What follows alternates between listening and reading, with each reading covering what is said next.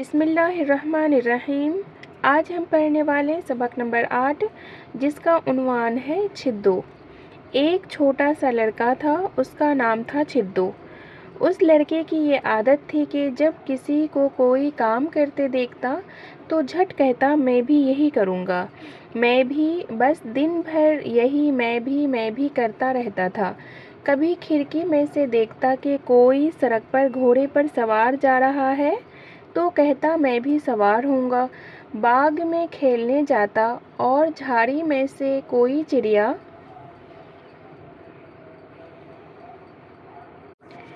फुर से उड़ती तो ये कहता मैं भी उड़ूंगा। उसके घर से कुछ दूर एक तालाब था, उसके किनारे खेलने जाया करता और नन्ही नन्ही मछलियों को पानी में तैरते देखता तो कहता मैं भी तैरूंगा।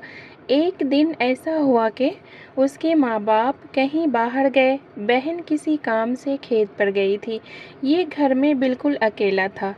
एक घोड़ा सफ़ेद जैसे बुर्राक उसके सामने आकर खड़ा हो गया।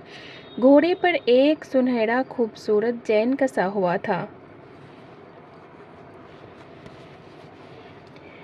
घोड़ा कुछ देर तो गर्दन झुकाए खड़ा रहा, फिर अपने दोनों अगले पांव मोड़कर घुटनों के बल झुक गया और छिद्दू से कहा कि आओ बैठ जाओ। फिर क्या पूछना था, छिद्दू तो मारे खुशी से फूले न समाता था। झट कूदकर सुनहरे जैन पर बैठ गया और लगा चिल्लाने के मैं तो घोड़े पर सवार हो गया, मैं तो घोड़े पर सवार हो गया। बाहर खेत की मेंढ पर छिद्दू की बहन मुन्नी बैठी थी। उसने भाई को घोड़े पर सवार देखा तो चिल्ला उठी, अरे छिद्दू छिद्दू किधर चले। छिद्दू बोला हम तो दुनिया देखने जाते हैं। ये कहकर उसने घोड़े के एक चाबुक रसीद किया और घोड़ा ऐसा उड़ा जैसे हवा जाती है। पहले तो एक बड़ा सा मैदान पड़ा, उस पर घोड़ा सरपट दौड़ता हुआ निकल गया। फिर एक बहुत ऊंचे पहाड़ पर चढ़ा और दूसरी तरफ से उतरकर एक घने जंगल में पहुंचा। जंगल खत्म हुआ तो हरे हरे खेत आए। हर तरफ खेती लहलहा रही थी और लाल नीले फूल खिले हुए थे। खेतों से निकले तो फिर एक जंगल आया। उसके पेड़ सब बहुत छोटे छोटे थे और ऐसे घने के उसमें से गुजरना मुश्किल था, मगर उस घोड़े के सामने सब कुछ आसान था, उसे भी तय कर लिया। फिर एक रेत की दीवार आई, घोड़ा इस पर भी चढ़ा, मगर पाँव धस धस जाते थे, इसलिए तेजी जरा कम हो गई। रेत की दीवार खूब चौड़ी थी।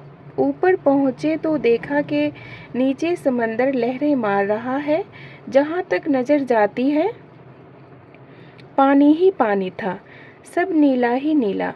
घोड़े ने कहा अब मुझसे नहीं चला जाता, मैं आगे नहीं जा सकता, अब उतरो मियाँ छिद्दू। छिद्दू ने कहा वाह, मैं तो और आगे चलूँगा, और आगे। ये सुनकर घोड़ा इस जोर से उछला कि मियाँ छिद्दू धड़ाम से आगे आन पड़े और रेत की दीवार पर से ऐसा लुढ़के कि सीधे समंदर में गिरकर डुबकियां खाने लगे। एक लाल सुनहरी मछली जल्दी जल्दी तैर के ऊपर आई और उसकी टांगों के बीच में आकर ठहर गई। छिद्दू को ज़रा सहारा मिला तो उन्होंने अपना बदन ऊपर को उठाया और कहा आहा, मैं तो फिर सवारी करूँगा। मछली बोली नहीं मियाँ, सवारी नहीं करोगे, तैरोगे। आहा हा हा, तैरूंगा, ये तो और भी अच्छा है। वो उस मछली के सहारे छिद्दू मियाँ ने समंदर में तैरना शुरू किया। चारों तरफ से नन्ही नन्ही चमकती हुई मछलियाँ आकर जमा होने लगे। छिद्दू को तैरता देखकर उन्होंने हंसना और नाचना शुरू किया। उधर से दरियाई चिड़ियों ने एक दूसरे से चिल्ला चिल्ला कर कहना शुरू किया, अरे ज़रा देखो तो छिद्दू किस मज़े से तैर रहा है।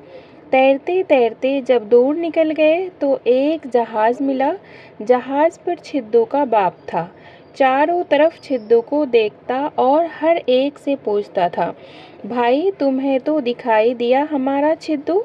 छिद्दू ने जो बाप की आवाज़ सुनी तो चुपके से मछली से कहा, अरे गोता लगाओ जल्दी से गोता, नहीं तो वो देख लेंगे। मछली ने ऐसा गहरा गोता लिया कि समंदर की तह को पहुंची। वहां तरह तरह की सीपियां थी, रंग बिरंग के घोंघे घोंघे थे और ऐसे ऐसे दरख्त के छिद्दू ने कभी देखे भी न थे। छिद्दू ने जो आंखें फाड़ फाड़ कर देखना शुरू किया तो आंखों में पानी भर गया और चीखे कि बस बस, अब ऊपर चलो ऊपर, मेरा दम घुटता है। मछली ऊपर निकली और छिद्दू ने पानी से सर निकाला ही था कि एक बड़ा सा परिंदा ऊपर से आया, कुछ काला कुछ सफ़ेद, और उसने छिद्दू को चोंच में उठा लिया और अपने पर खूब फैलाकर उसे हवा में उछाला और अपनी पीठ पर बैठा लिया। छिद्दू चिल्लाया, अब तो मेरे पर हो गए, मैं तो उड़ूंगा, मैं तो उड़ूंगा। ये परिंदा ऊंचा उड़ता ही चला गया, रुकने का नाम ही न लेता था। उधर सूरज बराबर नीचा होता जाता था और आखिर को बिल्कुल गायब ही हो गया। छिद्दू के करीब से एक औरत गुजरी जो बड़े बड़े नहायत ढीले बिल्कुल काले कपड़े पहने हुए थी। ये रात थी और ऊपर से जमीन को जा रही थी, लेकिन परिंदा और छिद्दू थे कि ऊपर ऊपर ही चले जाते थे और उड़ते उड़ते चांद और तारों की बस्ती में पहुंच गए। नन्हे नन्हे चमकते हुए तारों ने कहा, मियाँ छिद्दू सलाम, कहाँ से आते हो? अब तो बहुत देर हो गई है, तुम्हारे तो सोने का वक्त है। मगर छिद्दू ने कहा, मेरे सोने का? मैं तो उड़ूंगा, ऊपर चले ही जाऊंगा। ऊपर मैं तो आसमान के अंदर जाऊंगा और देखूंगा कि ये सूरज दूसरी तरफ से कैसे निकलता है। सितारे खूब खिलखिलाकर हंसे, ऐसे के ये झिलमिल झिलमिल कर रहे हो। और परिंदे ने कहा कि तुम तो आसमान में जाना चाहते हो, वहाँ तो मैं भी नहीं जा सकता। तुम्हें ऐसे ही जाना हो तो बादलों के साथ जाओ, मैं अब आगे नहीं जाता। अच्छा, तो मैं बादलों के साथ जाऊंगा। चलो, मुझे बादलों के पास ले चलो, बस चलो, जल्दी चलो चलो। परिंदे ने अपना रुख मोड़ा, सीधे हाथ की तरफ से कुछ बादल आ रहे थे, उनकी तरफ चला। उसे देखकर एक काला काला बादल भी उसकी तरफ लपका और करीब आकर छिद्दू को गोद में ले लिया। उसकी गोद बड़ी ठंडी थी, ऐसी नरम जैसे हलवा। बादल छिद्दू को लेकर जो चला तो छिद्दू को ऐसा लगा कि जैसे उसके गालों पर दो बूंदें गिरे, दो बड़ी बड़ी गरम गरम बूंदें। छिद्दू कुछ उदास सा हो गया और कहने लगा, ये तो ऐसे मालूम होते हैं जैसे मेरी माँ के आंसू हो। बादल ने बताया कि हाँ बेटा, तेरी माँ के आंसू है। वो तुझे ढूंढते ढूंढते थक गई थी और एक जगह बैठी रो रही थी कि मैं पास से गुजरा तो मैं ये दो आंसू साथ लेता आया। अब उदास मत हो, उन्हें पोंछ डालो। हम बस अब आसमान पहुँचते ही हैं, मुंह हाथ खूब साफ होने चाहिए। वहाँ फरिश्तों का पहरा है, गंदे आदमी को अंदर नहीं आने देते। ये बातें सुनकर छिद्दू ने रोना शुरू किया और इतना रोया कि हिचकी बंध गई। वो बादल से सिसक सिसक कर कहने लगा, नहीं, मैं आसमान में अब नहीं जाऊंगा, मैं अब सूरज को भी नहीं देखूंगा, मुझे अब कुछ दरकार नहीं, मुझे तो घर ले चलो, मैं अपनी माँ के पास जाऊंगा बस। छिद्दू ने ये कहा ही था कि बादल बड़ी तेजी से नीचे को चला। सब देखते के देखते ही रह गए, ये जा वो जा, और एक जगह खूब नीचे पहुंचकर बादल ने छिद्दू को गोद से नीचे डाल दिया। ये धम से एक चमेली के पेड़ के पास गिरा। उसने जो आँख खोली तो देखा कि माँ दोनों हाथों से चमेली की शाखें हटा रही है, खुशी से बाछें खुली हुई है और चिल्ला रही है, अरे लोगों देखो, मेरा छिद्दू ये है, मेरा छिद्दू ये है। इसी वक्त सूरज भी ऊपर से निकला और चमेली की टहनियों में से झांककर उसने छिद्दू का मुंह देखा और कुछ इस तरह मुस्कुराया कि उसका सारा चौड़ा चकला चेहरा इस मुस्कुराहट से दमकने लगा। मानी याद कीजिए। झाड़ी के मानी है कांटों से भरे छोटे छोटे दरख्त। बुर्राक के मानी है सफ़ेद घोड़े जैसी एक सवारी जिस पर हज़रत मोहम्मद सल्लल्लाहु अलैहि वसल्लम ने मेराज का सफ़र किया था। जैन के मानी है घोड़े की पीठ पर कसा जाने वाला मजबूत और मोटा कपड़ा या चमड़े का पट्टा। चाबुक के मानी है कोड़ा या फिर हंटर। दरकार के मानी है ज़रूरत हाजत। रसीद के मानी है वसूली का कागज़। सरपट दौड़ना के मानी है बहुत तेज़ दौड़ना। लहलहाना के मानी है झूमना हवा से हिलना। अजीब के मानी है अनोखा निराला। लहरें के मानी है मौजें। गोता के मानी है डुबकी। सीप के मानी है सदफ दरिया में पाया जाने वाला एक सख्त किस्म का खोल जिसके अंदर से मोती निकलता है। घोंघा के मानी है दरिया या समंदर में पाया जाने वाला एक कीड़ा। मंदिरों में बजाया जाने वाला शंख उसी कीड़े का खोल होता है। झिलमिल झिलमिल के मानी है टिमटिमाहट जगमगाहट। रुख के मानी है तरफ सिमत जानिब चेहरा। हिचकी बांधना मुहावरा है ज़्यादा रोने से सांस का रुकने लगना। हिचक हिचक कर रोना। सिसक सिसक कर रोना के मानी है आवाज़ दबाकर रोना। चमेली चंबेली इसके मानी है एक खुशबूदार फूल का नाम जिसे फ़ारसी में यास्मीन कहते हैं। शाखें के मानी है शाख की जमा टहनियाँ डालें। दमकना के मानी है चमकना तमतमाना। सवाल नंबर 1, छिद्दू किस किस्म का लड़का था? जवाब, छिद्दू एक नटखट लड़का था। सवाल नंबर 2, घोड़े से मिलकर छिद्दू क्यों खुश हुआ? जवाब, घोड़े से मिलकर छिद्दू इसलिए खुश हुआ क्योंकि अब वो उस पर बैठकर हर जगह घूम फिर सकता था। सवाल नंबर 3, छिद्दू घोड़े पर सवार होकर कहाँ कहाँ से गुजरा? जवाब, छिद्दू घोड़े पर सवार होकर बड़े से मैदान, ऊंचे पहाड़, घने जंगल और हरे हरे खेत से गुजरा। सवाल नंबर 4, घोड़े के लिए रेत पर चलना क्यों दुश्वार हुआ था? जवाब, घोड़े के लिए रेत पर चलना इसलिए दुश्वार हुआ था कि घोड़े के पांव रेत में धंस जाते थे। सवाल नंबर 5, छिद्दू ने समंदर की सैर कैसे की? जवाब, छिद्दू ने मछली की पीठ पर बैठकर समंदर की सैर की। सवाल नंबर 6, काले कपड़े पहने हुए औरत कौन थी और कहाँ जा रही थी? जवाब, काले कपड़े पहने हुए औरत रात थी और वो ऊपर से ज़मीन पर जा रही थी। सवाल नंबर 7, पानी से सर निकालते ही छिद्दू के साथ क्या वाक़या पेश आया? जवाब, पानी से सर निकालते ही एक बड़ा सा परिंदा ऊपर से आया और उसने छिद्दू को चोंच में उठा लिया और अपनी पीठ पर बैठा लिया। सवाल नंबर 8, परिंदे के रुख मोड़ते ही छिद्दू को गोद में किसने उठा लिया? जवाब, परिंदे के रुख मोड़ते ही छिद्दू को बादल ने अपनी गोद में उठा लिया। सवाल नंबर 9, दो गरम गरम बूंदें किसको कहा गया है?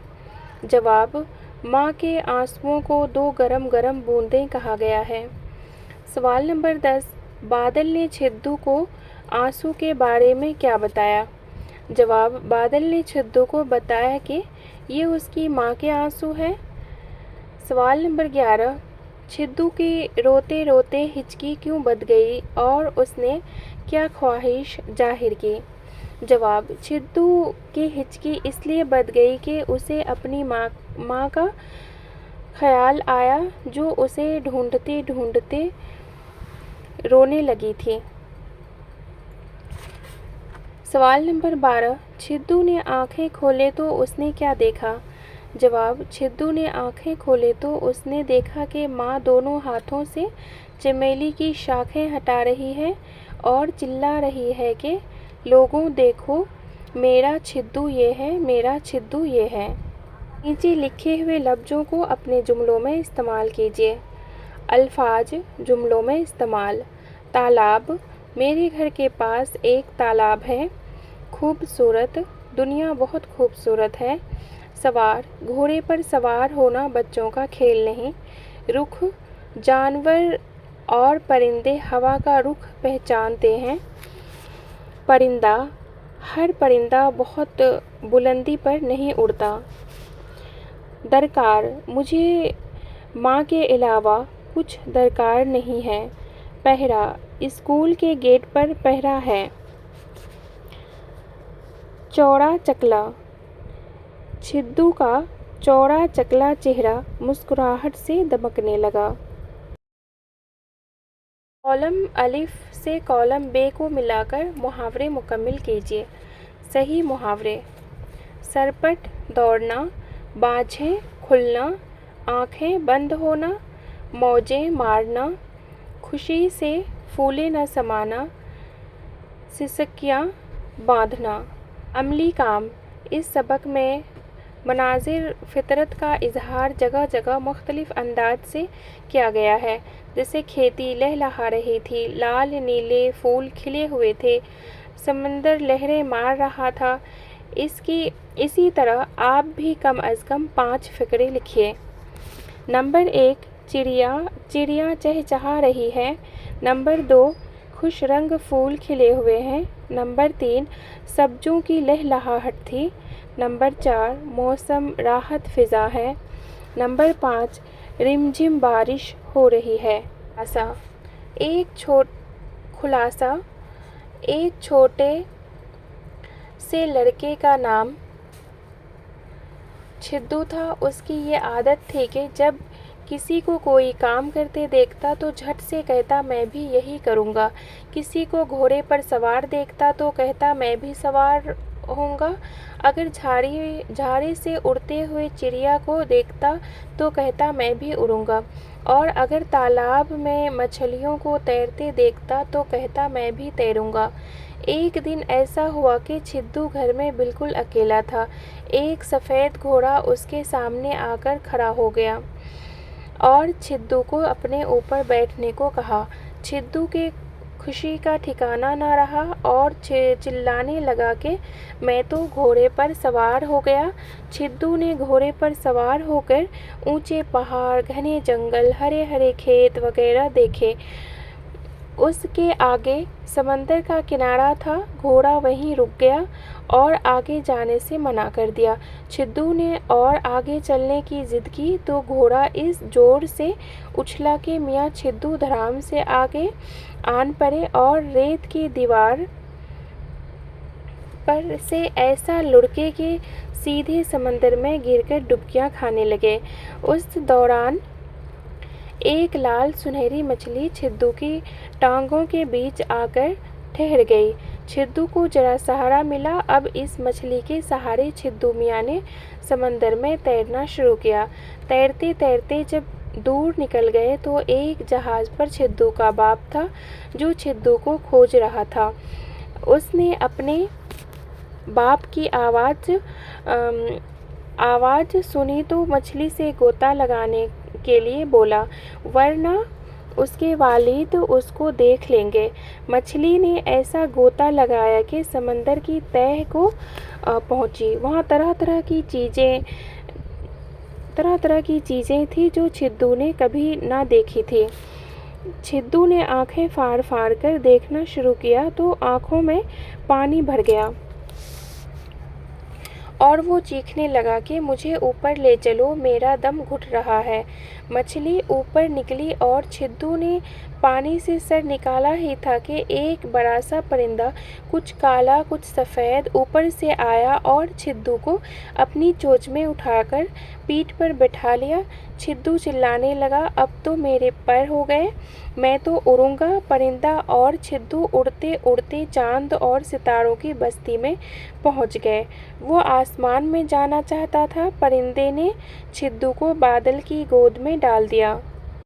उसकी गोद बड़ी ठंडी थी। बादल छिद्दू को लेकर जो चला तो छिद्दू के गालों पर दो बड़ी बड़ी गर्म बूंदें पड़ी। छिद्दू कुछ उदास हो गया और कहने लगा कि ये तो मेरी माँ के आंसू लगते हैं। बादल ने बताया कि हाँ बेटा, ये तेरी माँ के आंसू है। ये बातें सुनकर छिद्दू ने रोना शुरू कर दिया और इतना रोया कि हिचकी बंध गई और बादल से सिसक सिसक कर कहने लगा, अब मैं आसमान में नहीं जाऊंगा, मैं अब सूरज को भी नहीं देखूंगा।